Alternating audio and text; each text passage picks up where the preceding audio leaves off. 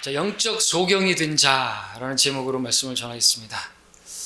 우리 주일 오전 말씀에 우리 느부갓네살을 보면서 영적 소경인 것을 보았죠. 뿐만 아니라 영적인 실상을 보지 못하는 많은 소경들이 있는 것을 우리가 알 수 있습니다. 하나님을 믿는다고 하지만 보이는 대로 판단하고, 그렇죠? 하나님 말씀을 제껴놓고 하나님께서 뭐라고 말씀하시는지 그걸 볼 수 없는 눈을 볼 수 없기 때문인지 하나님 말씀과 다르게 그렇게 행하는 것을 보게 되죠. 하나님의 율례를 거스르고 권세자에게 복종하지 않고 반정부 그런 모임을 한다든지 하는 사람들은 다 영적인 소경들인 것입니다. 보이는 게 다가 아니죠. 저 하늘에서 일어나는 일들이 있는 게 실상인 것입니다. 이제 우리는 그래서 이 땅에서 기도를 하는 것입니다. 그러면은 우리가 대항해야 될 것은 영적 존재들이지 않습니까? 그러면은 그에 따라서 우리가 평안 가운데 주님을 섬길 수 있고 승리가 거기 있는 것이죠. 보이는 혈과 육에 대항하는 것이 절대 아님을 잊지 말아야 되겠습니다. 자, 주님께서는 이런 말씀하셨죠. 눈이 있어도 보지 못하고 귀가 있어도 듣지 못하는 그런 사람들에 대해서 책망하셨습니다. 이사야의 말씀에서도 눈이 있어도 보지 못하고 귀가 있어도 듣지 못하는 어리석고 지각이 없는 백성이여 말씀하셨습니다. 사람이 눈이 있다고 다 볼 수 있는 거 아니죠. 사실은 눈이 있어서 보는 게 아니라 빛이 있어서 보는 것입니다. 빛이 없으면 눈이 있어도 소경처럼 손을 더듬어야 할 수밖에 없습니다. 그렇죠? 우리 파라오가 완악함 가운데 있을 때 하나님께서 어둠을 내리셨습니다. 이집트에. 그랬을 때 그 사람들은 다 눈이 있음에도 불구하고 대낮에도 불구하고 손을 더듬어서 이렇게 더듬거리면서 다닐 수밖에 없는 그런 지경이 있었죠. 빛이 전혀 없는 캄캄한 그 길을 갈 때 우리는 갈 수도 없습니다. 두렵겠죠. 그 앞에 어떤 낭떠러지가 있을 수도 있고 할 텐데 어떻게 걸어가겠습니까? 그러니까 눈이 있다고 해서 볼 수 있는 게 아닌 것입니다. 참으로 그것은 위험한 일일 것입니다. 자, 근데 저는 지금 육신의 눈을 말하고자 하는 게 아닙니다. 사실 육신의 눈보다 영적인 눈이 어두워져 있으면, 멀어 있으면 그보다 더 위험한 것은 없죠. 영적인 그 실상을 보지 못할 때 그것처럼 위험한 것도 없는 것입니다. 주님께서 말씀하셨습니다. 소경이 소경을 인도할 수 있겠느냐? 둘 다 구덩이에 빠지지 아니하겠느냐 그랬습니다. 결국엔 지옥에 던져지는 것입니다. 소경인 자가. 그 사람들은 본다고 하는 사람들입니다. 만일 너희가 소경이라면 죄가 없을 것이나 이제 너희가 말하기를 우리는 본다 함으로 죄가 남아있느니라 그랬어요. 본다고 하는 사람들입니다. 눈을 뜬 자들입니다. 근데 소경입니다. 눈 뜬 소경이란 말이죠. 그런 사람들이 더 무서운 것입니다. 차라리 보지 못한다고 말을 하면, 소경이라고 말하면 위험하지 않을 텐데 본다고 말하면서 보지 못하는 사람들을 안내한다고 하는데 결국에 지옥에 던져지는 것입니다. 또 많은 사람들 어떻습니까? 사람에게 옳게 보이는 길이 있으나 그 끝은 죽음의 길들이니라. 죽음의 길인데도 모르고 가고 있습니다. 왜요? 영적인 소경이기 때문에 그렇습니다.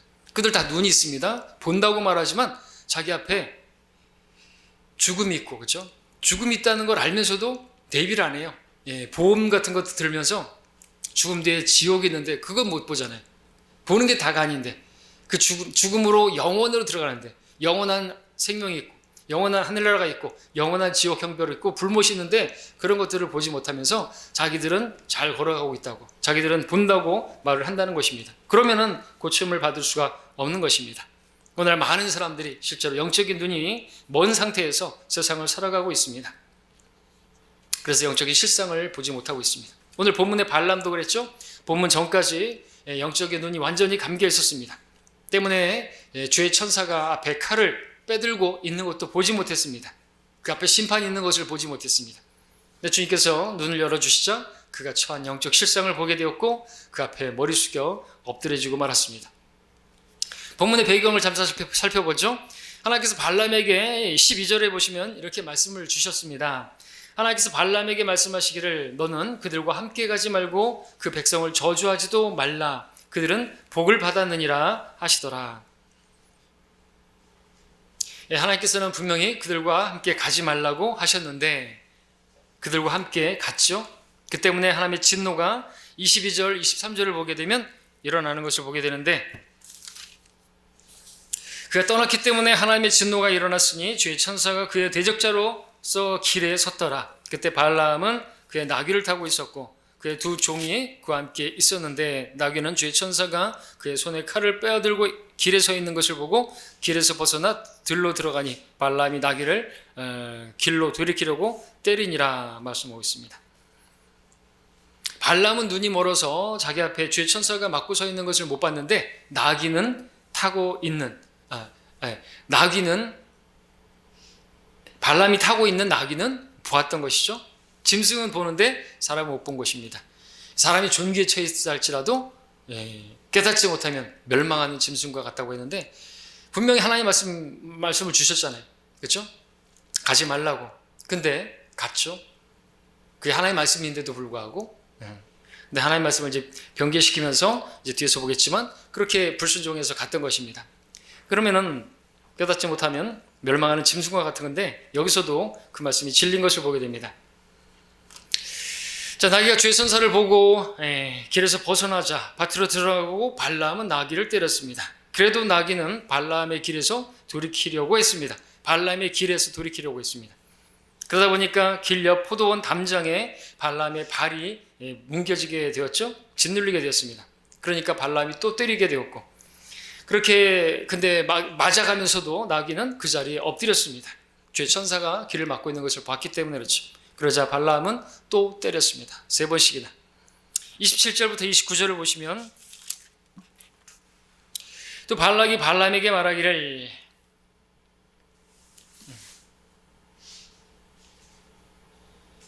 27절 나귀가 주의 천사를 보고 발람의 아래에 엎드리니 발람이 화를 발하며 지팡이로 나귀를 때리는지라 주께서 나귀의 입을 여시니 나귀가 발람에게 말하기를 내가 내게 무엇을 하였기에 내가 나를 이같이 3번 때리느냐 하더라. 발람이 나귀에게 말하기를 이는 내가 나를 조롱하였기 때문이다. 내가 내 손에 칼을 가졌더라면 지금 내가 너를 죽였으리라 하니. 참 동화 같은 일이 일어나고 있죠. 자, 지금 발람은 제정신이 아닙니다. 자기가 지금 누구하고 대화하고 있는지도 모르고 있는 상태입니다. 그야말로 멸망하는 짐승보다도 못한 모습이 보여지고 있습니다. 나귀의 입을 열어서 주님께서 주의 천사가 말을 하게 하는데도 깨닫지 못하고 있는 것입니다. 주께서 눈을 열어주시니까 그제서야 주의 천사를 보게 되고 그 앞에 엎드려지게 되었습니다. 그래서 우리가 읽었던 32절 33절에서 주의 천사가 왜 3번이나 때렸느냐, 내가 너를 막으려고 나갔다, 그 길이 내 앞에 패역합니다 말씀하시면서 나귀가 돌이키지 않았으면 나귀는 내가 살리고 너는 죽였을 것이다 이렇게 말씀하셨습니다. 자, 이제 이 말씀을 통해서 오늘 저는 영적인 소경된 자 발람을 보면서 오늘날에도 우리가 이제 교훈을 얻어야 되는데 영적으로 소경된 자들을 보게 되는데 왜 그 이유가 원인이 어디 있는지 3가지로 말씀을 드리고자 합니다. 첫 번째, 영적 소경이 되는 원인은 어디에 있는 것입니까? 다른 이유가 아니라 하나님의 말씀에 불순종하는 마음 때문에 그렇습니다. 그 마음이 바로 영적으로 소경이 되게 만들죠. 어둠으로 가득 차게 되는 것이, 불순종하는 마음을 가지게 되면 마음이 어둡게 되는 것이죠. 자, 앞서 말씀드렸던 것처럼 발람은 가지 말라는 그 길을 가려고 했었습니다. 그래서 그는 영적으로 눈이 먼 것이죠. 영적 소경이 된 것입니다. 영적으로 눈이 멀었으니까 또 하나님의 말씀을 내팽개쳤다고 할 수도 있겠죠. 하나님 말씀을 내팽개쳤다. 하나님 말씀을 모르지 않는데 그럼에도 그 말씀에 불순종하고 간다. 소경이죠. 영적 소경이 되는 원인은 다른 게 아니죠. 불순종의 마음 때문입니다. 그러면 어떻게 발람이 불순종했던 것입니까? 어떤 말씀에 불순종했던 것입니까? 우리 8절을 보시면 발람이 그들에게 말하기를 이 밤을 여기서 유숙하라. 그러면 주께서 내게 말씀하시는 대로 내가 너희에게 다시 말을 전하리라고 하니 그랬습니다. 여기서 분명히 자기가 주님께서 내게 말씀하시는 대로 내가 너희에게 전달하겠다 이렇게 말을 했죠. 그런데 주님께서 하신 말씀은 어떤 것이었습니까? 12절에 보시면은 하나님께서 발람에게 말씀하셨습니다. 너는 그들과 함께 가지 말고 그 백성을 저주하지도 말라. 그들은 복을 받았느니라 하시더라 말씀하고 있습니다. 자, 이 말씀을 받았습니다. 그러면 그 말씀 그대로 전해야 되는데 어떻게 전했습니까?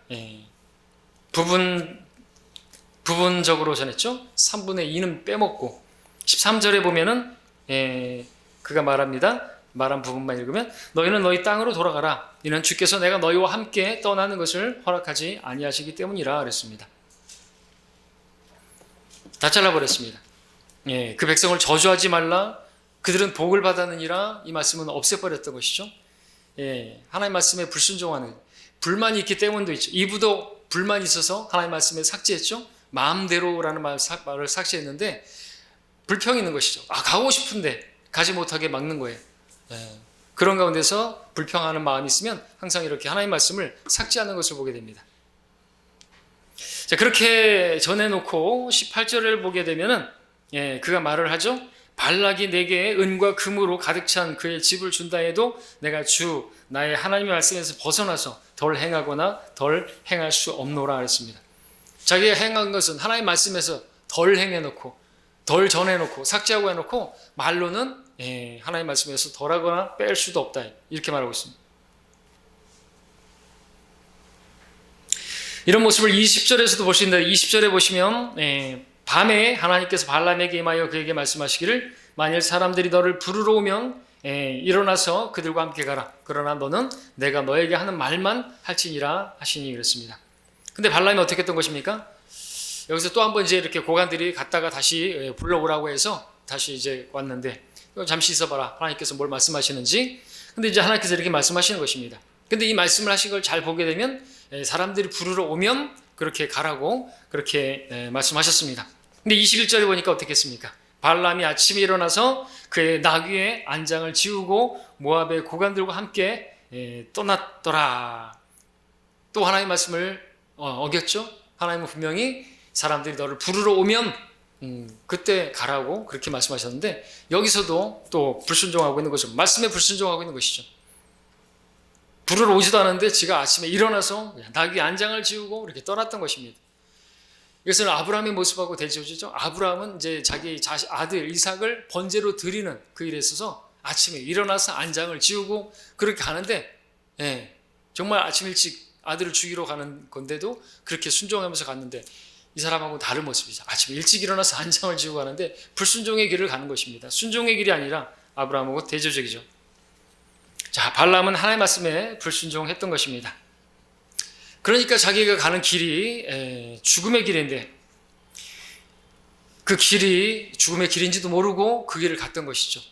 그래서 영적인 소경인 것입니다. 그 자체가 그렇지 않습니까? 여러분, 우리도 마찬가지예요. 우리도 하나님의 말씀을 벗어나서 그 길을 가면요, 그 길은 죽음의 길이라니까요. 근데 그 길을 가는 사람은 누구죠? 눈뜬 소경인 거예요.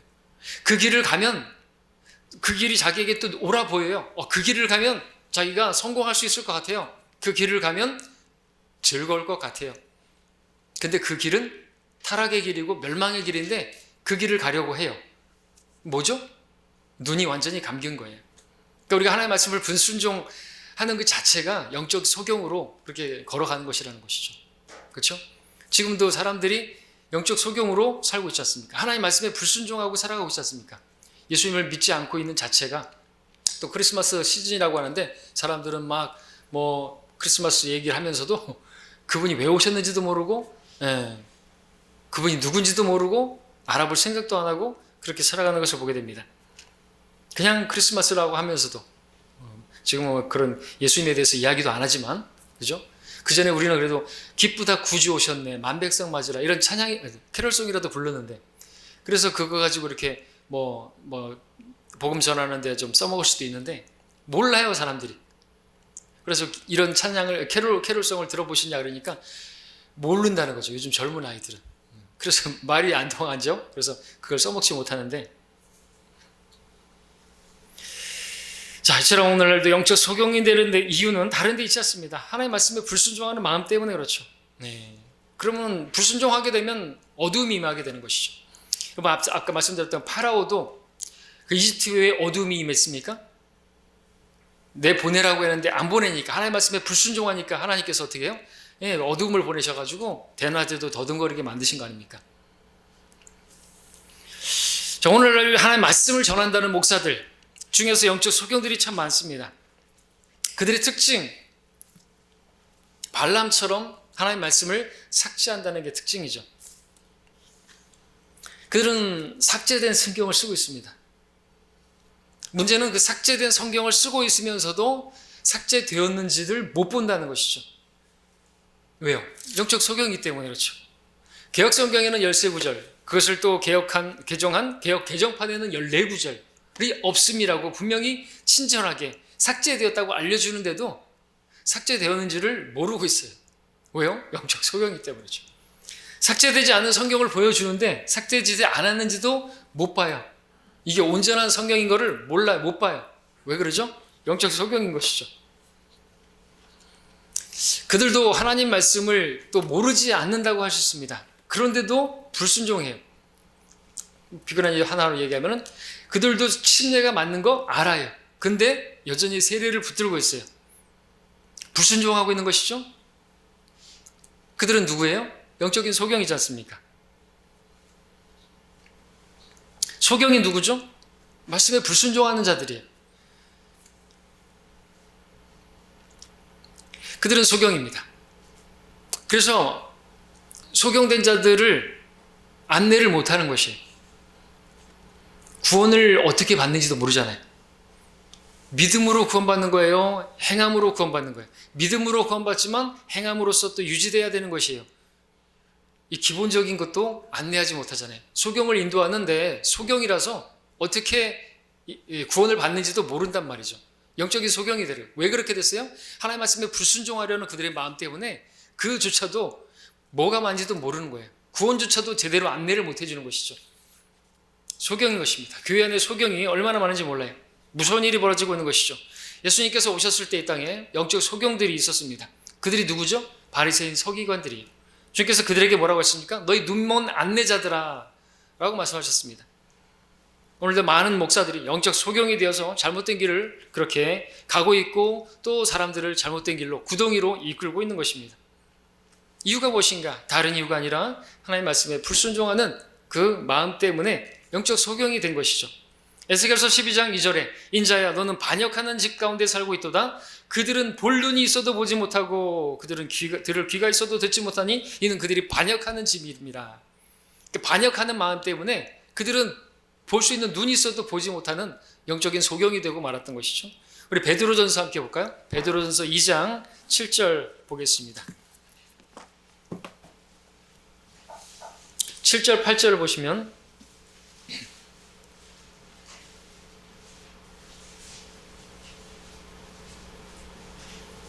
6절부터 읽겠습니다. 그러므로 성경에도 이런 말씀이 있으니 보라 내가 택한 귀중한 모퉁이 돌을 시온에 두노니 그를 믿는 사람은 수치를 당하지 아니하리라고 하였느니라.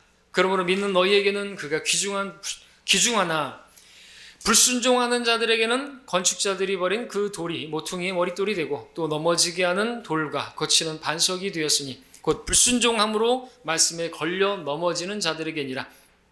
네, 그들은 또한 이렇게 되기로 그렇게 되기로 정해졌느니라 그랬습니다. 누가 예수님을 알아보지 못하죠? 누가 지금도 예수님을 믿지 않고 있죠? 왜 그분이 거침이 되는 것이죠? 불순종하기 때문에 그렇습니다. 불순종하는 마음 때문에 그들은 영적인 소경이 되어서 대낮에도 걸려 넘어지는 것이에요. 예수님이 자기를 넘어뜨리는 걸림이 되는 것이에요. 말씀에 걸려 넘어진다? 곧 주님, 반석이신 그분. 근데 쓸데없다고 제쳐놓은 그 돌이 자기에게 걸려 넘어지게 하는 것이에요. 그 예수님이 우리에게는 정말 귀한 분이신데 구원자이신데 제쳐놓고 종교를 신뢰한다든지 자기의 선행을 붙잡는다든지 침례가 아니라 세례를 붙잡는다든지 이러고 있다는 것이죠. 자, 우리도 마찬가지입니다. 우리도 하나님의 말씀에 불순종하게 되면요 즉시로 영적인 어두움이 임하게 되는 것이죠. 그러면 영적인 실상을 보지 못하게 되는 것입니다. 하나님의 말씀을 알지만 그 말씀에 불순종하려고 하면 그 말씀에 반역하려고 하면 영적인 어둠이 되는 것입니다. 그렇게 되면 이제 눈에 보이는 대로 판단을 하게 되는 것이고 우리 일상에서 다른 것도 마찬가지죠. 보이는 대로 판단하면 안 되는 것입니다. 그럼 말씀에 불순종하게 되는 것이죠. 보이는 게 다가 아니잖아요. 내가 보는 게 옳은 것이라고 한다면 그건 죽음의 길을 가는 것이에요. 내가 보이는 대로 내가 판단하는 게 옳다고 생각한다면 그건 하나님을 대적하는 것이 될 수 있습니다. 권세자에게 복종하지 않는 것도 마찬가지죠. 권세자를 거스르게 되면 자기가 볼 때 복종하지 않아도 된다고 생각한다고 한다면 그것은 영적인 어둠이 임한 소경으로서 행하는 것입니다. 하나님의 율례를 거스르는 것이고 저주받을 그런 일을 하는 것입니다. 여러분, 이스라엘을 저주하는 일은 하면 안 되죠. 왜? 그것이 하나님의 말씀이잖아요. 그들은 복을 받았느니라고 말씀하고 있지 않습니까? 하나님의 규례고 하나님의 명령이에요. 그걸 누가 시켰습니까? 발락이 시켰죠? 저주하라고. 사실 그건 마귀가 시키는 것입니다. 이스라엘을 저주해서 멸해버리려고. 마귀가 원하는 것이잖아요. 마찬가지입니다. 우리가 하나님의 말씀에 불순종하는 것은요, 다 거기에 마귀의 개입이 있는 것입니다. 그걸 볼 수 있어야 되죠. 그래서 우리는 마귀를 대적해야 되는 것이고 우리가 싸워야 될 것은 혈과 육이 아닌 것입니다. 영적 존재들이 있어요. 우리는 제대로 싸워야 되겠죠. 보는 대로 싸우려고 하면 안 되는 것입니다. 말씀에 불순종하는 것이 영적 소경을 가져온다는 것을 알아야 되겠습니다. 두 번째, 영적 소경이 되는 이유는요, 재물의 욕심 때문에 그렇습니다. 돈 때문이죠. 우리 베드로 후서 2장을 이제 볼까요? 베드로 전서 지금 펼쳤죠? 2장 15절 16절.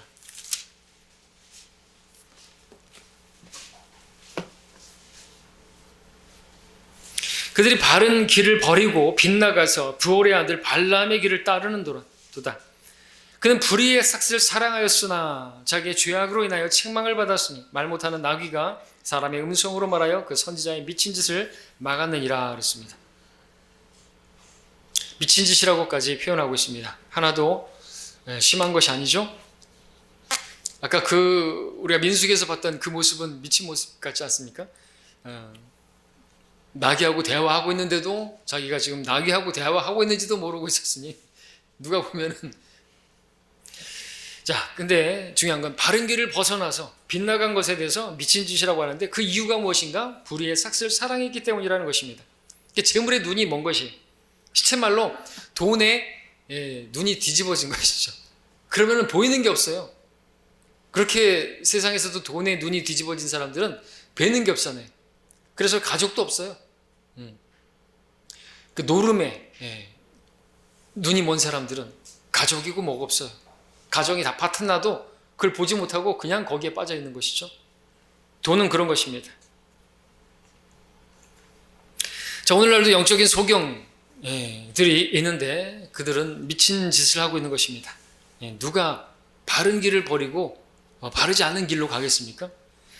오늘 바른 길을 버리는 자들이 누굽니까? 바른 길, 예수 그리스도, 바른 성경을 버리는 자들이죠. 변개된 성경이 있고 변개되지 않은 성경이 있는데, 없음이 있는 구절이 있는 성경이 있고 없음이 없는 그러한 성경이 있는데, 누가 자꾸만 없어지지 않은 그런 성경을 놔두고 없어진 성경을 쓰고 변개된 성경을 쓰려고 하는 것입니까? 눈이 멀었기 때문에 그렇죠. 어떻게 달리 표현할 수가 없습니다. 그건 미친 것이라고까지 말할 수가 있는 것이죠. 미친 거 아니에요? 여기 변개된 게 있고 변개되지 않은 것이 있는데, 단순하게 생각했을 때 없음이라고 돼 있는데 여기는 없음이라고 없는데 온전히 보존되어 있고 예수님의 신성을 다 담고 있고, 침례가 맞는 걸 알면 그 침례가 돼 있는 걸 써야죠. 근데 왜 자기들은 여전히 세례를 주면서 그 목사들은 이스라엘 가가지고 요단강에서 침례를 받는 것이 재미삼아? 왜 대한성서공회는 개혁성경을 이제 대체하기 위해서 개혁 개정판을 만든 것입니까? 우리가 아는 것처럼 판권 시효가 만료돼가지고 책 팔아먹기 위해서 개혁 개정판을 또 7만 군데에 뜯어 고쳐서 만들었다는 거 아닙니까? 무엇 때문에요? 돈 때문에. NIV는 왜 만들어냈어요? 포르노 잡지만큼이나 성경 시장이 크기 때문에 그렇죠. 그래서 NIV 만들어낸 거죠. 포르노를 제일 많이 판매하는 출판사에서, 미국에서 NIV도 같이 판매하는 것이 있을 수가 없는 일 아닙니까? 어떻게 같은 셈에서 쓴물과 단물이 같이 나와요? NIV는 단물도 아니지만 어떻게 그 성경이 나오는 데서 포르노 잡지를 팔면서 가장 많이 팔리는 그 출판사에서 NIV가 나올 수가 있냐라는 것이죠. 뭐 때문에요? 돈 때문이죠. 다른 이유가 없습니다. 성경은 누가 하나님 말씀을 변개시킨다 그랬습니까? 우리는 하나님 말씀을 변개시킴으로써 이익을 취하는 여러 사람들과 같지 않고, 고린도서 2장 17절에서 말하고 있죠. 바른 길을 알면서도 다른 것을 가르치는 자들. 대한성서공회에서 왜 개혁개정을 만들어냈고 NIV를 또 만들어낸 출판사 왜 그걸 만들어냈는지 다 따지고 들어가 보면 뭐 말로는 뭐라고 하겠지만 아무것도 아니에요. 돈 때문입니다. 돈 때문에. 부를 위해서, 돈 때문에. 은사주의자들이 즐겨 써먹는 구절, 사랑하는 자가 내 영혼이 잘된 같이 범사가 잘되고 강건하기를 간구하노라. 조영기 목사, 이거는 성경과 다른 것입니다. 왜 이걸 써먹죠? 그래야 사람들이 많이 모이니까, 그래야지 부자가 되니까. 나는 부자고 부유하면 나는 아무것도 부족한 것이 없다. 라오디케아 교회. 문제가 뭐죠? 눈이 멀었어요. 그래서 처방이 뭐죠? 안약을 사서 내 눈에 발라 보게 하라. 눈이 멀었어요. 헐벗고 가난하고 그런데 영적으로 완전히 거렁뱅인데 자기들은 부자라고 말을 하고 있단 말이죠. 주님을 따르는 길은 그렇게 많은 사람들이 가는 게 아니에요. 많은 사람들이 모인다. 뭐 주님을 믿으면 다 잘 돼요? 모든 것이 잘 됩니까? 범사가 잘 됩니까? 성경은 그렇게 말하고 있지 않아요. 그죠? 경건하게 살고자 하는 사람, 이익이 경건이 아니에요. 경건하게 살면 이익이 오는 게 아니라 경건하게 살면 박해가 온다고 말하고 있잖아요. 그러면 하나님의 말씀을 변개시키는 것이, 하나님의 말씀을 삭제하는 것이, 믿음의 사람들 그 많은 구절들을 다 삭제시켜버리고 또 그런 말씀들을 다 가리고 좋은 것만을 전하고 자기들 듣기 좋은 것만을 전하고. 왜 그렇게 하는 것이? 불의의 삭슬 사랑해서. 그래야지 사례비가 오르니까, 그래야지 돈 버니까. 그러니까 목사들이 아주 그냥 외제차 끌고 다니고 대통령 경호 못지않은 그런 경호를 받으면서 교회에 탁 오잖아요. 유튜브에서 보셨습니까? 김사만 목사가 VIP가 지금 출발했습니다. 들어오는데 대통령 경호 뺨치는 그런 받으면서 그런 그 코트를 받으면서 오는 것이에요. 자, 우리는 이 돈에 대해서 조심해야 되는 것입니다. 네. 목사인 저부터 시작해서 여러분들도 마찬가지입니다. 여러분들이 돈을 사랑하게 되면 그 순간부터 이제 여러분들은 영적인 소경이 되어서 살아가는 것입니다. 쪽에서 그래서 경고하시죠. 부유하게 되고자 하는 자들은 유혹과 올무와 여러 가지 어지럽고 해로운 정욕에 빠지리니 이는 사람들로 파멸과 멸망에 빠지는 것이다. 돈을 사랑하는 것이 모든악의 뿌리니 이것을 욕심내는 어떤 사람들은 믿음에서 떠나 방황하다가 많은 슬픔으로 자신들을 찔렀도다. 올무에 걸린다. 유혹, 정욕에 빠지리, 막 늪에 빠지고. 왜 그렇게 되는 거예요? 눈뜬 소경이에요. 왜요? 돈을 사랑하니까, 부유하게 되고자 하니까. 그 처방이 뭡니까? 이렇게 되지 않으려면 그 앞에서 먼저 말씀하고 있습니다. 우리가 세상에서 아무것도 가지고 온 것이 없으며 아무것도 가지고 갈 수 없는 것이 분명하니 우리에게 먹을 것과 입을 것이 있으면 이것들로 만족할지니라. 만족할 줄 아는 경건, 큰 이익이 된다고 말하고 있습니다. 이익이 경건이 아니라 만족할 줄 아는 그것이 큰 이익이 되는 것이죠. 자, 그러므로 우리는 영적의 눈을 멀게 하는 재물의 욕심, 그것이 또 씨 뿌리는 자 비유에선 아무런 열매도 맺지 못하게 한다고 그랬죠. 그것을 멀리 해야 되는 것입니다. 세 번째, 마지막으로 영적 소경이 되는 이유는 뭡니까? 미워하는 마음 때문에 그렇습니다. 우리 요한일서 함께 보겠습니다. 요한일서 2장. 먼저는 이제 오늘 민수기에서도 그 발람이, 그리고 또 그 발락이 그 이스라엘 백성들을 그 이웃인데 그 저주하라고 그랬는데 미워하지 않았다면 저주하지도 않았을 것이고 그들을 그 이웃을 사랑했더라고 한다면 발람을 고용하지도 않았을 것이죠. 근데 그들을 미워하는 마음 때문에 발람도 그들을 사랑했더라고 한다면 저주하지 않을 것이고 가지도 않았을 것입니다. 그러니까 미움이 있을 때 눈이 멀게 된다는 거 보게 되죠. 그렇습니다. 2장 11절이죠. 자기 형제를 미워하는 자는 어둠 가운데 있고 어둠 가운데 행하는 자가 되어 어디로 가는지 모르니 이는 그 어둠이 그의 눈을 멀게 하였습니다. 자, 우리는 여기서 사람의 영적인 눈이 어떻게 멀게 되는지 알 수 있습니다. 이 형제를 미워하게 되면 눈 먼 것이, 형제를 미워하니까 어둠 가운데 있게 됐고 어둠이 그의 눈을 멀게 만든 것입니다. 서두에 말씀드렸던 것처럼 사람이 눈으로 무엇인가를 볼 수 있는 것은 사실 빛이 있기 때문인 그렇습니다. 빛이 없으면 사람은 눈이 있어도 아무것도 볼 수가 없습니다. 캄캄한 밤, 칠흑 같은 하나의 빛도 없는 그런 상태라고 한다면 우리는 아무것도 못 보는 것이에요. 빛이 없으면 눈이 멀게 되는 것이죠. 이와 같이 빛이신 주님과 교제하지 않으면 형제를 미워하게 되는 것이죠. 그러니까 형제를 미워하는 사람은 빛을 받지 못하고 있는 거예요. 빛이신 주님과 교제가 없는 것입니다. 그러니까 누군가가 그렇게 형제를 그렇게 미워해요. 저를 미워해요. 진리를 전하는 저를 대적해요.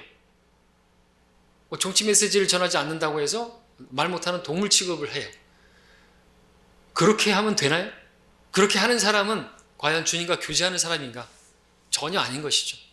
어둠 가운데 있는 거예요. 왜? 형제를 미워하는, 진리를 전하는데 어둠 가운데 있는 것이죠. 자, 이렇게 하나님께서는 우리가 형제를 미워하지 않길 바라시죠. 그래서 새 계명으로 주신 게 뭐예요? 서로 사랑하라는 것입니다. 사랑할 줄 모르면 그 사람은 주님과 전혀 교제가 없는 사람이에요. 교제가 막힌 사람인 것이죠. 하나님께서 우리가 그런 가운데 있다면, 오늘 우리 교회 가운데서도 형제에 대해서 미워하는 마음이, 자매 사이에 미워하는 마음이 있다면 눈이 열리기를 원하는, 그 자신이 누구인 것이면 들보가 들어있는 거예요. 들보가 들어있는 사람은 누구죠? 특징이 다른 사람의 티를 빼내겠다고 하는 사람이에요.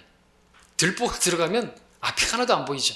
소경이에요, 소경. 소경인 사람이 티를 빼내겠다고. 그러니까 다른 사람의 그 작은 그 100데나리온 빚진 자를 막 이렇게 하는 것은, 그렇게 하고 있는 자체가 영적 소경이라는 걸 증명하는 것입니다. 그렇잖아요? 네. 그러니까 판단하지 마셔야 돼요. 판단은 심판하시는 분은 주님이시잖아요. 그죠? 네. 맡겨야 되는 것입니다. 주님께서 우리 눈이 열리기 원하십니다. 우리가 우리 자신을 보기를 원하시고, 우리 자신을 판단하라 했죠. 내가 다른 사람에게 거침이 되는 것을 놓지 않았는지를 판단하라 그랬지, 다른 사람을 판단하지 말라 그랬습니다. 물론 교리 이런 건 판단해야죠. 분명하니까. 그렇죠? 근데 어떤 사람들의 어떤 모습에 대해서는 우리가 다 모를 수 있잖아요. 보이는 게 다가 아닐 수가 있지 않습니까? 그렇죠? 나에게 인사를 안 했다든지 그런 것들은 사실과 다를 수가 있단 말이죠. 그거 가지고 막 고래집을 짓고 기와등을 지으면 안 되는 것입니다. 교회는 그러면 실족하게 되는 것이, 그 사람이 실족하게 되든지 내가 실족하게 되든지 그렇게 되는 거죠. 실족하는 사람은 또 누구예요? 걸려 넘어졌다는 얘기잖아요. 실족한다는 건. 왜 걸려 넘어지는 거예요? 어두움 가운데 걷다 보니까 결국에 실족하는 것입니다. 용서하는 마음이 없게 되면 어떻게 형제끼리 막 싸우고 신랄하게 막 비판하고 막 욕을 하고 막 그럽니까? 그러면 안 되죠. 우리 자녀들 마찬가지. 피를 나는, 또 우리 형제들은 마찬가지죠. 예수님의 피를 나는 형제들이고 자매들인데 서로 막 물어뜯고 삼키고 그러면 안 되는 것이죠. 그러는 모습은 자기가 영적인 소경이라는 것을 그냥 입증해내는 것밖에는 아무것도 아닌 것입니다. 자, 주님께서는 우리 눈이 열리기를 원하십니다. 그래서 어둠 가운데 걷지 않고 빛 가운데 걷기를 원하십니다. 그래서 실족하지 않기를 바라십니다. 걸려 넘어지지 않기를 바라십니다. 죽음의 길을 가지 않기를 원하십니다. 하나님께서 우리 눈이 열려서 빛이 있고 영광이 있는 그 길로 걸어가기를 원하십니다. 자, 그렇다면 어떻게 영적으로 눈먼 사람이 눈이 열릴 수 있을까요? 영적인 실상을 볼 수 있고 하나님의 말씀에 따라 빛 가운데 걸어갈 수 있을까요? 어떻게 하면? 빛이신 주님을 만나야죠. 누구라도 주님을 만나게 되면 눈이 열리게 됩니다. 영적인 눈이 열리게 됩니다. 구원받지 않은 사람들은 그래서 자기가 얼마나 더러운 죄인인지를 알게 되고 주님을 신뢰하게 되죠.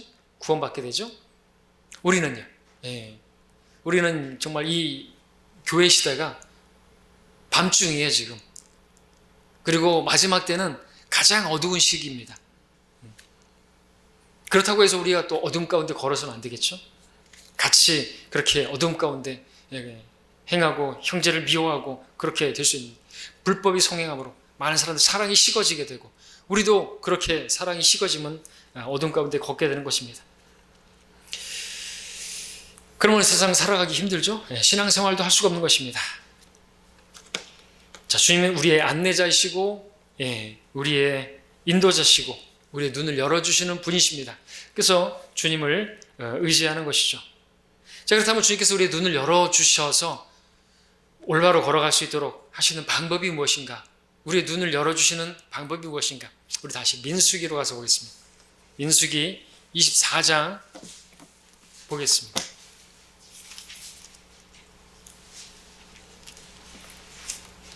3절 4절입니다. 자, 발람이 말하죠. 그의 비유를 지어 말하기를 보올의 아들 발람이 말하며 눈을 뜬 자가 말하였나니 하나님의 말씀을 들은 자 전능하신 분의 환상을 본 자 무아지경에 빠졌으나 자기의 눈을 뜬 자가 말하였도다. 15절 16절에서도 그리고 그가 그의 비유를 지어 말하기를 부올의 아들 발람이 말하며 눈을 뜬 자가 말하였나니 하나님의 말씀을 들은 자 지극히 높으신 분의 지식을 안 자 전능하신 분의 환상을 본 자 무아지경에 빠졌으나 자기 눈을 뜬 자가 말하였도다. 지금 발람이 자기를 눈을 뜬 자라고 말하고 있죠. 이전까지 눈이 멀었었는데 지금은 떠졌다는 것이죠. 자신이 눈이 어떻게 떠졌는지를 지금 간증하는데 자신이 지금 하나님 말씀을 들었을 때 하나님 말씀을 들은 자, 그죠? 지극히 높으신 분의 지식을 안 자. 앞에서도 하나님 말씀을 들은 자, 눈을 뜬 자가 말하였나니 하나님 말씀을 들은 자라고 말하고 있습니다. 3절, 4절에서 그러니까 하나님 말씀을 들은 자가 눈을 뜨게 되는 것입니다. 영적인 눈을 뜨게 하는 것은 다른 게 없죠. 하나님 말씀. 왜? 말씀이 바로 빛이기 때문에 그렇습니다. 아무리 형제를 미워하는 성도라도 하나님 말씀으로 하나님과 교제하게 되면 눈이 띄어지는 것이죠. 그래서 요한일서 1장에서는 우리가 보고 들은 것을 너희에게 전하면 너희도 우리와 교제를 갖게 하려는 것이니 참으로 우리의 교제는 아버지와 그의 아들 예수 그리스도와 함께하는 것이라. 우리가 그에 관하여 듣고 너희에게 전하는 말이 이것이니 곧 하나님은 빛이시오 그분 안에서는 어둠이 전혀 없다는 것이라. 만약 우리가 하나님과 교제하고 있다면서 어둠 가운데 행하면 우리는 거짓말하는 것이며 진리를 행하지 아니하는 것이라. 주님과 교제하는 빛 가운데 있다고 하는 성도가 어떻게 형제를 미워하겠습니까? 어디서 보이지 않는다고 험담하겠습니까? 비방하겠습니까? 못하는 것입니다. 왜냐하면 빛과 어두움은 함께 공존할 수 없기 때문에 그렇습니다.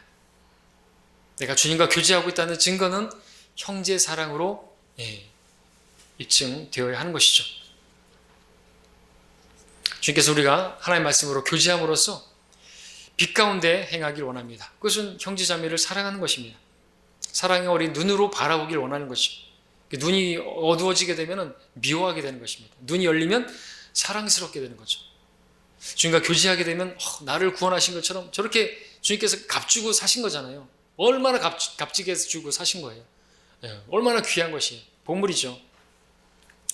자, 이제 시편 119편 말씀을 읽고 마치겠습니다. 찾지 않겠습니다. 119편 105절에 아시는 말씀, 주의 말씀은 내 발에 등불이요 내 길에 빛이니이다.